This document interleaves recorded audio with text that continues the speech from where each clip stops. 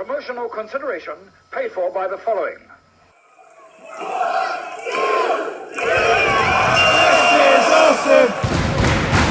This is awesome! So we now move on to the main show. We're going to start with a tag team match for the SmackDown Tag Team Championships. It is a table match, and incidentally, only one member of the team needs to go through the table in order for the other team to win, which is not usual rules, but I get why they have done that. So your current SmackDown champions, and reminder that they are 8-time tag team champs, The New Day. That is not Xavier Woods, he's still on the injured list. Kofi Kingston and Big E versus Cesaro and Nakamura, two guys that have been chucked together, although I think they were lackeys for Sami Zayn when he was the Intercontinental Champion.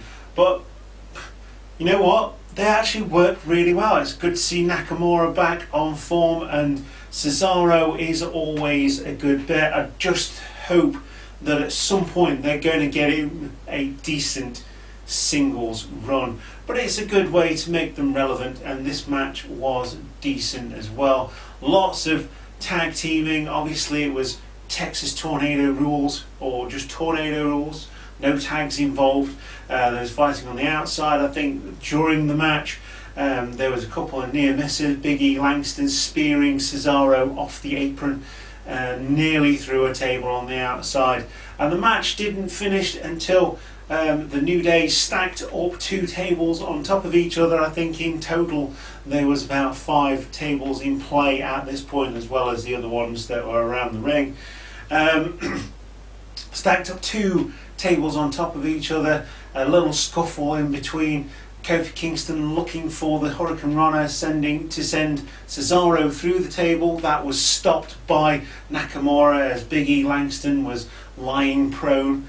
That was stopped, and with a super effort and a little bit of help from Nakamura, Cesaro managed to get Kofi Kingston up into the powerbomb position and powerbomb him with force through the double table setup that Kofi Kingston had actually set up along with Big E. So we have new SmackDown Tag Team Champions, and they are Shinsuke Nakamura. I'm not going to call him Shin because he's Shinsuke Nakamura, and Cesaro, or Antonio Cesaro, or whatever you want to call him. Cesaro and Nakamura are your new SmackDown Tag Team Champion. I did not see this one coming. That's why I really enjoyed it. It was a good finish, it was a solid match, and a great opener to the show. SmackDown Women's Championship is on the line next. It is Nikki Cross versus Bayley, or Bayley Dos Straps as she is called. Obviously Alexa Bliss was at in the corner of Nikki Cross, and Sasha Banks, the boss, was in the corner of Bayley. I'm just going to call her that all the way through this video, in the corner of Bayley. And a well fought contest. Nikki Cross gave as good as she got in this one. Certainly the most inexperienced of the 4 women at ringside in terms of championship matches in WWE, although she is an absolute veteran around the world. Not sure I fully like the new Nikki Cross. I liked her when she was nuts and crazy. She still is, but she's now a face rather than a heel. Incidentally, I do like the Bayley Sasha Banks characters and how they work together. It's like a more relevant version of the Iconics, and I say that loosely because I really like the Iconics. They just can't get a break. So Bayley and Sasha Banks do the same thing as the Iconics, and it gets over. And gotta say, heel Bayley, I like it. Sasha Banks was always a good heel anyway, and the teasing of the the dissension between the best friends, so to speak, not the AEW best friends, of course, the WWE best friends in the Women's Championship picture. little hints here. Sasha Banks at ringside, got the tag team championships over her shoulder, but wearing the SmackDown Women's Championship around her waist. Is that a symbol of things to come? But it wouldn't be in this match. There was no dissension there. In fact, Bayley would only win with interference from Sasha Banks. Sasha Banks pulling the referee, distracting the referee from a winning predicament for Nikki Cross. Slides the boss Nux into the ring. Bayley hits Nikki Cross in the breadbasket or the stomach or however you want to call it, and that takes out Nikki Cross. Face plant later, and Bayley is still your SmackDown Women's Champion. I really enjoyed this match. I thought it was really, really good, and yeah, definitely one of the higher ones on the card, and it just shows what the women can do in WWE. US Championship match, kind of. So we get MVP coming out to the ring. The championship is sat at a table on the outside. He comes down to the ring with Bobby Lashley, the Almighty. He went for the title, the main title, last month, and he's become irrelevant again. And MVP walks out as the new US champion. Incidentally, I really like the new championship. It reminds me of the old WWF championship, the one with the green strap and everything. It reminds me a lot of that with the US flag and everything, so a bit of prestige there, and I do actually quite like it now. But yeah, I think, well, Apollo Crews unfortunately has tested positive for coronavirus, hence the reason he's not there. I do think it's a bit strange that they've taken the title off him, knowing that, you know, this is usually a 30-day thing. Obviously they need to keep the title relevant, but chances are he's not going to defend that title until the next pay-per-view, so until SummerSlam. So he's got plenty of time to get back and make a card with MVP and go at it again later on, because I do like what they're doing with MVP at the moment, although I don't like the fact that Bobby Lashley is now his lackey and MVP is more relevant than Bobby Lashley.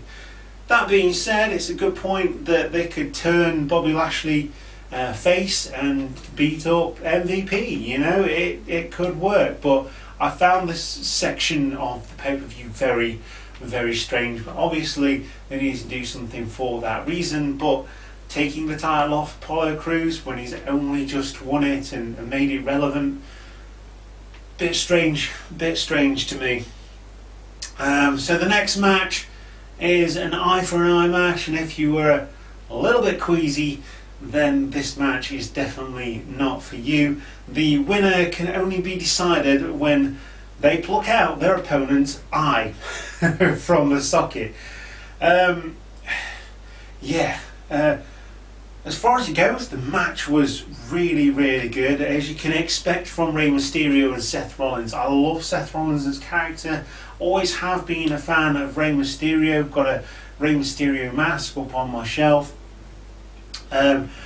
But you know, in hindsight, I thought that maybe Dominic would come down, or you know, something like that. But it was a well-fought contest, and for what it was, I mean, Rey Mysterio trying to chopstick Seth Rollins' eye out with 2 parts of a kendo stick.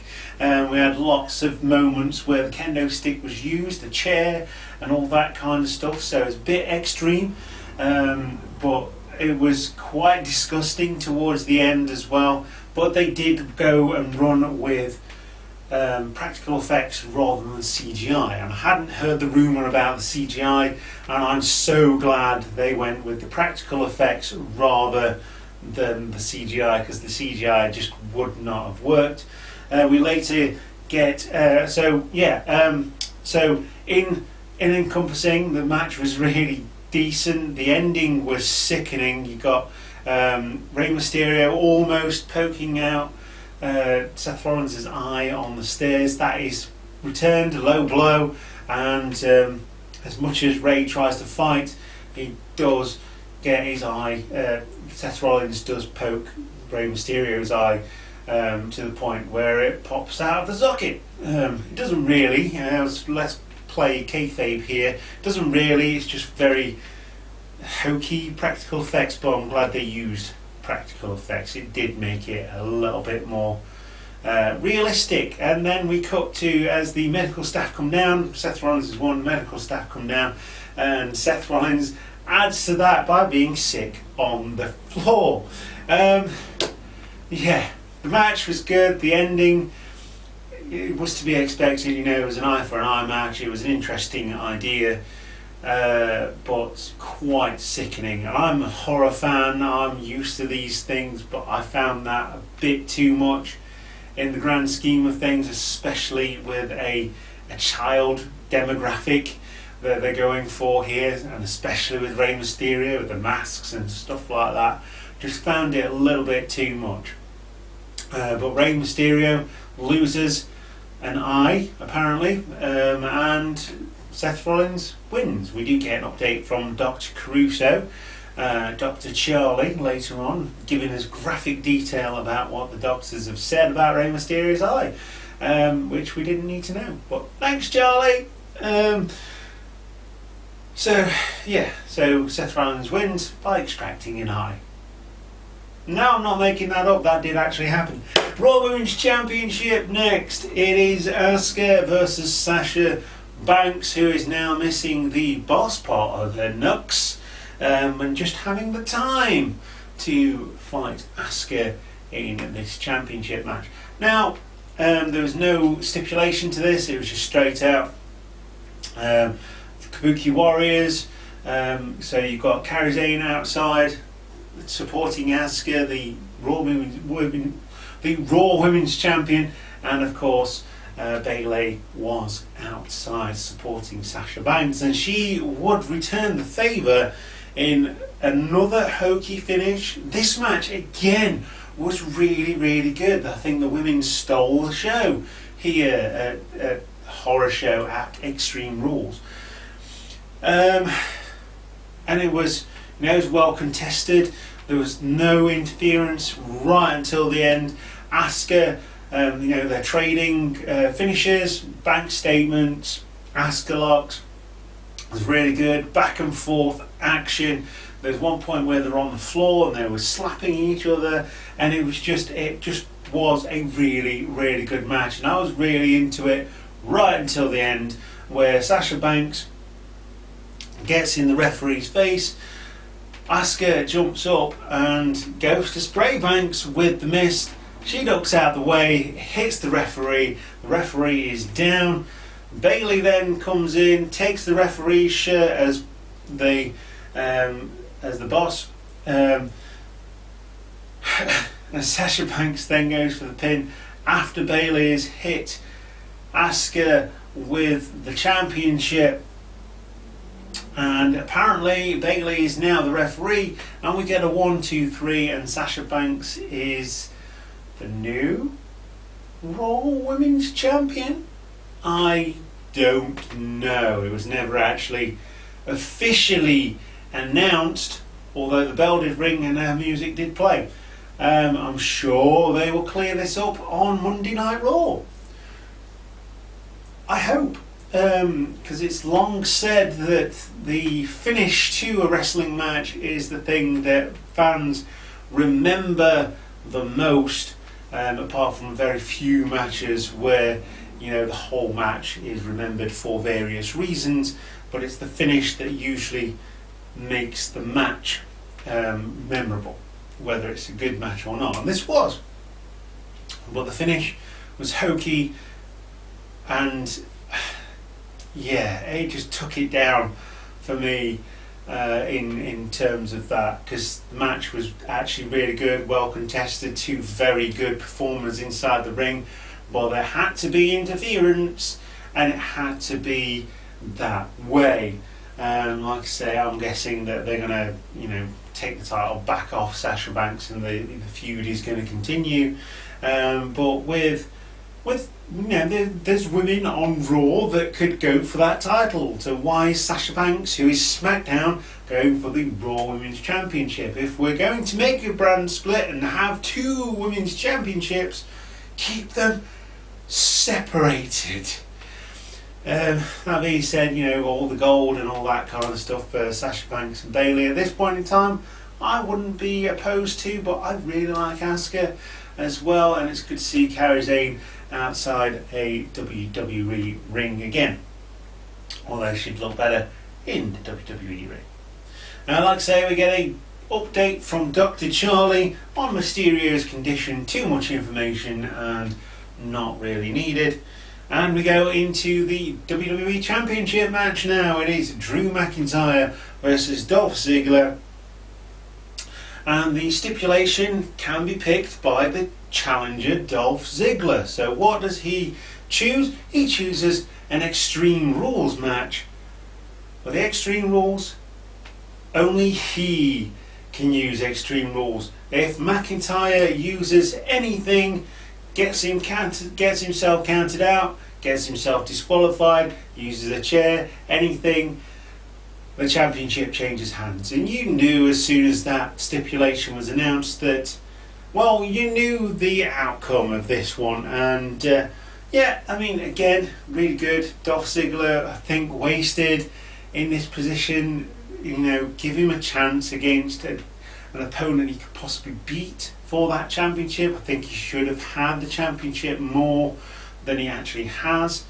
And it's really sad. I mean, they're using him. He's a good performer. He'll push anybody who he's asked to. He's a consummate yes man. He's a company man, which is great for WWE because that's what they need. And he comes up short in this one, unfortunately, and becomes victim to his own cockiness as he has McIntyre down, but waits for him to get back up before trying to hit the super kick.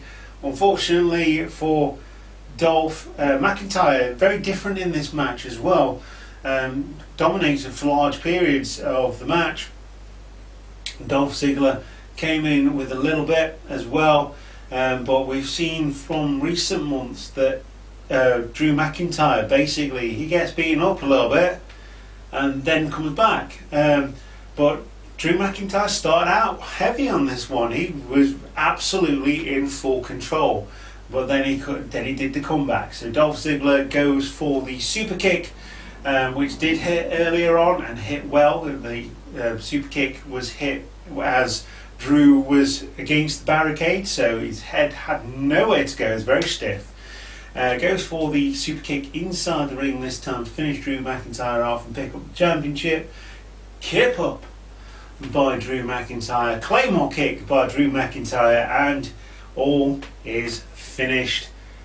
Sound the bagpipes. Drew McIntyre is still your WWE champion. Again, it was quite a short match this, but it was reasonably serviceable. Like I say, I think the women took this as a pay-per-view and really made it their own in their two respective matches. Without the hokey finishes, it would have been a lot better, but there you go. Drew McIntyre is still your champion, and probably the first championship actually to be defended without a hokey finish on this show. So we're going to move on now to I thought this was for the Universal Championship. It turns out it was not. It was just a produced match up between Bray Wyatt and Braun Strowman, the Universal Champion. So Bray Wyatt's gone back to the old Bray, the cultist Bray Wyatt. It is a swamp fight. It's not for the championship, and I'm going to go against the grain on this one. I really didn't like this setup. I liked the atmosphere that it created, this scariness of the horror show element of this pay-per-view. But apart from that, it just wasn't we're talking about produced, movie-like matches, and there's been a lot of them, highly produced, pre-recorded, whatever. Been a lot of them, certainly in recent months. And I think this is possibly one of the weakest. In terms of storytelling, it was fantastic and it moves everything on really nicely. There was little elements there that perhaps people had forgotten. Bring them back. Who is Braun Strowman? Well, at the beginning of the match, he gets hit by himself with a shovel. I like that. That is good. I love Bray Wyatt, and I love the cultist Bray Wyatt that they brought back for this particular encounter. So all through, much like the Firefly Funhouse match, all the way through, it was Bray Wyatt playing mind games with Braun Strowman. He gets bitten by a snake at one point, gets chained to a chair. At another point, they fight in the swamp. There's a reference to the Alexa Bliss mixed match challenge thing that went off between the two of them. More like a Sister Abigail thing, like come here, Braun, and that kind of thing. And in terms of storytelling, like I said, it was fantastic. It was really good, really well produced, but I could have taken or left this particular match. And I believe that Bray Wyatt was given full creative control over this one, which is great because he is really good. Like I say, storytelling match-wise, not great, but the storytelling was spot on and moving things on nicely and bringing things back. Perhaps you're a casual fan and you haven't seen any of this feud before. It was a good way of bringing you up to speed, and there was really good elements of it. And what I will say is that I was never sure when the match had ended. It seems like Bray Wyatt had drowned the Universal Champion and come back as the Fiend, and that's where it finished. What I would say is this: they had one section here where Braun Strowman chokeslammed Bray Wyatt into a boat. The boat disappeared, the boat came back and it was empty, and then all of a sudden you've got Bray Wyatt jumping out of the water, bringing back Braun Strowman underneath the water, and having a bit of a scuffle there with interjected into court moments of seeing an alligator because it's a bayou and all that kind of stuff. I really liked the way it was produced. I just didn't get anything out of the match apart from the storytelling, and I guess that's what it was. But for me, it was a bit of a down in terms of my particular entertainment value here. So I think that again was because of the finish. We weren't really told how the match would end. You had the Firefly Funhouse match. We knew how that would end. It ended with a pin. We knew how the Boneyard match would end. It ended with AJ Styles or Undertaker being buried.